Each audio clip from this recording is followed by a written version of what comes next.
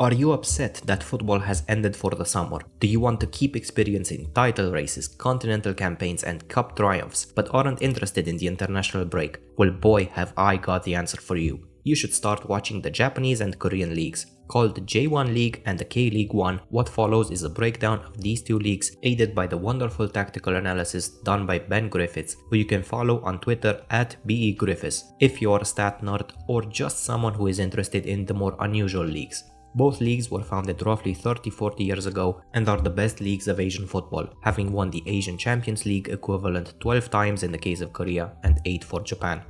From the data compiled by Ben, we can have a rough understanding of the way in which both leagues play and what you can expect from an average game.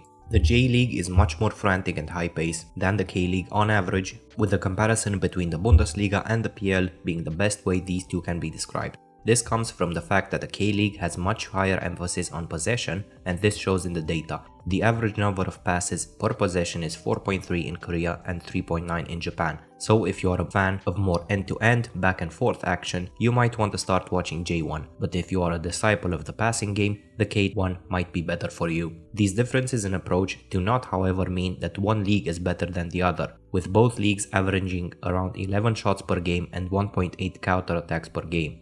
Another interesting quirk is the fact that 70% of Japanese teams use a back 4, whilst 52% of the teams in Korea use a back 3, as apparently some people care about these things. Another point of interest for both leagues is the amount of young talent on display that will one day make it to Europe's top 5 leagues, or Europe in general. Whether it's Son or Kamada, or more recently Furuhashi and Hatate at Celtic, the talent factories of Japan and Korea are displaying their best players in their internal leagues, as it's highly unlikely very young players will move to academies halfway across the world. Even some very successful managers have been employed in the Far East, Arsene Wenger joining Arsenal from Nagoya Grampus 8 and Ange Postecoglou joining Celtic from Yokohama F. Marinos.